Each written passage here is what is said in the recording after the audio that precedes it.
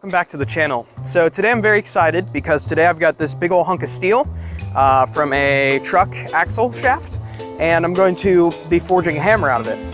I am going to be using my pneumatic press, which is in my shop. I haven't shown it on this channel yet, but I have a pneumatic press. I just haven't really had a good project to showcase it.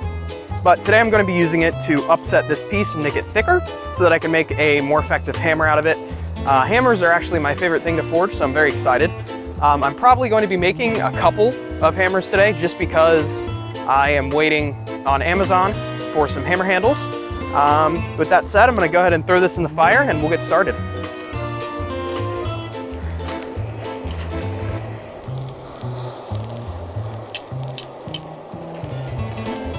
Got my piece of steel here real hot. I'm gonna slide it underneath the press. Now I cut it a little diagonal, so my first order of business is to kind of try and straighten that out.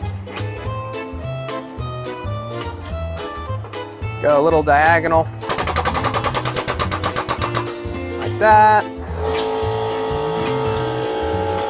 And then what I can do is I can try and get it in the center now.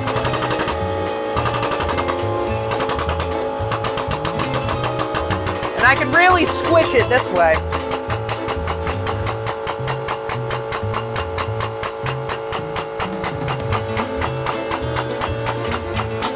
It's getting a lot thicker. Now it's getting a little cold for forging purposes, so I'm going to stick it back in the forge. Try squishing it again. I tried to get just the ends hot this time so that the ends can maybe get a little more squished.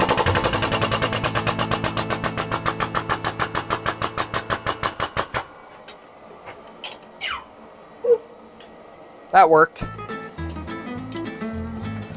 All right, got rolling steel. Okay, so it's looking pretty good.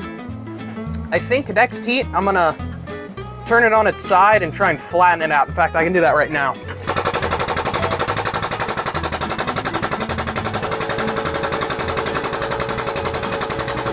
The only problem with this press is how slow it is. Usually forging presses are a lot quicker, but unfortunately with this press here, it's actually a very slow process to squish something down.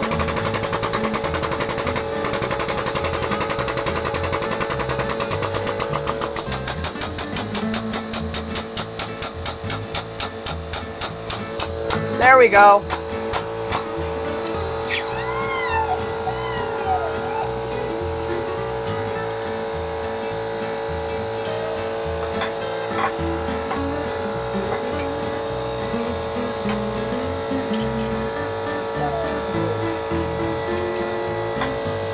Okay, I'm gonna throw it back in the forge. So as you'll have seen, I've been squishing this, my piece of metal down a lot. I squished it a lot more than might seem necessary, but I actually have to turn that piece into a square. To do that, as it was, would make it so that the piece was actually really long and thin.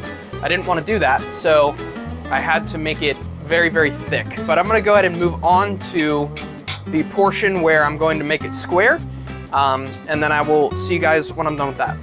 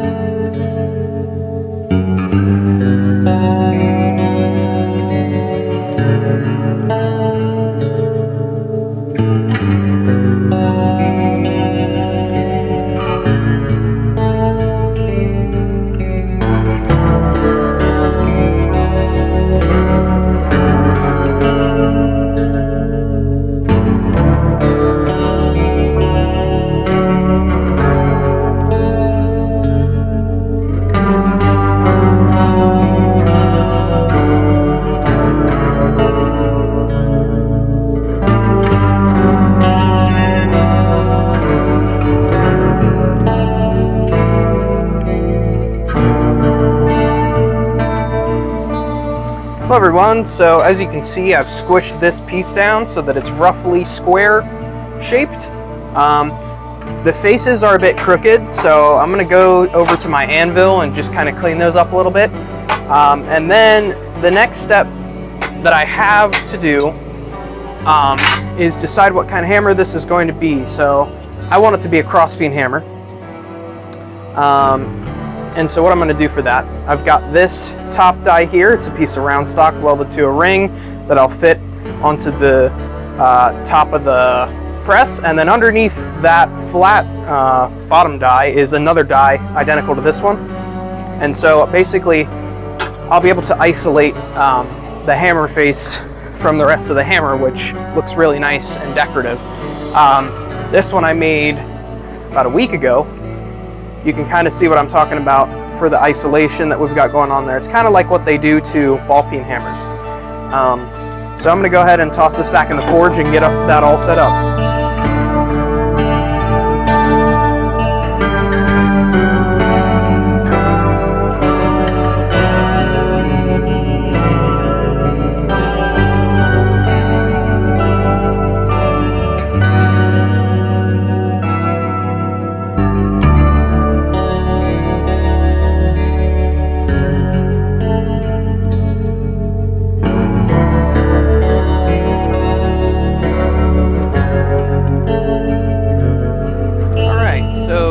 Last seen me, a few things that happened. First of all, the forge press itself broke. Down here is the old system that I had going on. This is the compression shaft that came with the actual press itself.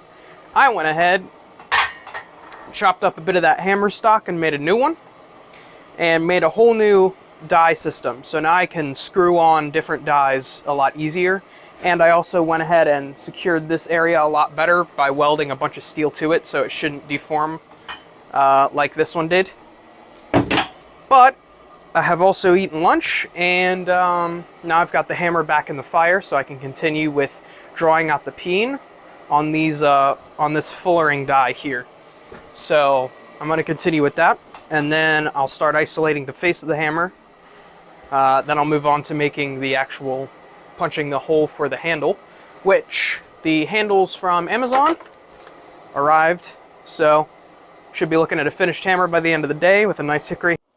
So now that I've got the sides of these the peen here cleaned up, I'm going to go ahead and move on to punching the hole, and I'm going to punch it right around this area, very, very close to the edge of the peen here, because I want to isolate some material for the face. I think it looks a lot nicer that way.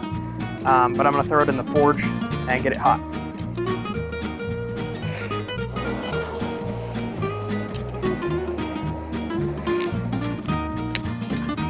So,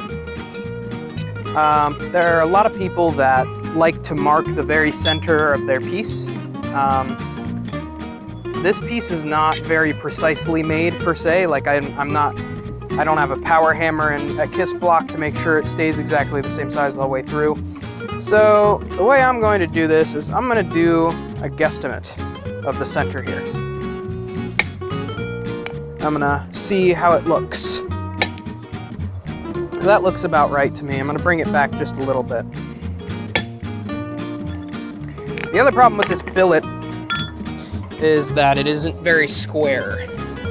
So it's going to do a bit of rolling, I think. But that's okay. Now the way that you want to do this, first of all, I haven't shown you guys how to make a hammer eye punch yet. I will do that at some point though. But the way you want to do this, you want to start off slow, and every couple of hits or so you want to turn the chisel around in case your chisel isn't exactly the same on all four sides. And as you're going, you want to check and make sure that everything is in the center. Now right now it looks pretty good to me.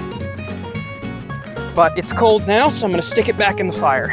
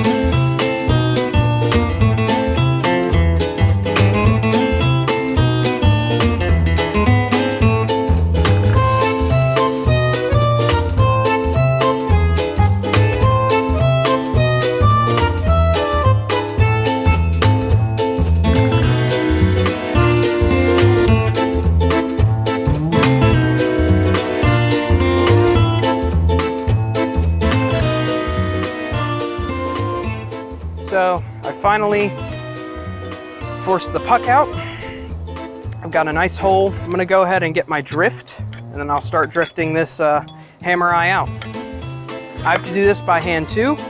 At some point I do want to make a punching and drifting die for my press, but I don't have the time right now to make all those special tools yet. So once I get around to it, I'm definitely gonna make that though.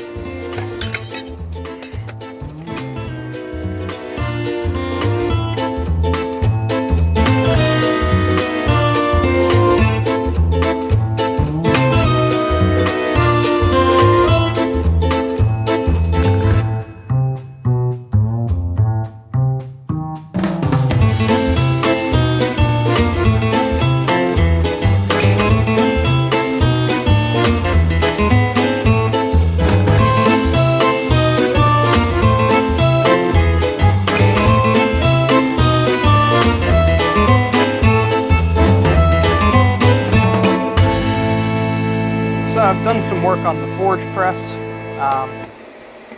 just to isolate the actual hammer head itself from the rest of the body of the hammerhead, the face of the hammer I should say. But I'm on the last step here. I'm just driving this drift through the other side of the hammer that I've been working on for the last time, and then I will be ready to insert the handle. Now, this process is the exact same process that I used on the hammer in my fixing my favorite hammer video, which I'm going to leave a link to in the description if you guys want to go check out how I do that. I'm going to do some test forging with it, and I think I'm going to make a leaf. So, yeah, it should be really awesome when it's done.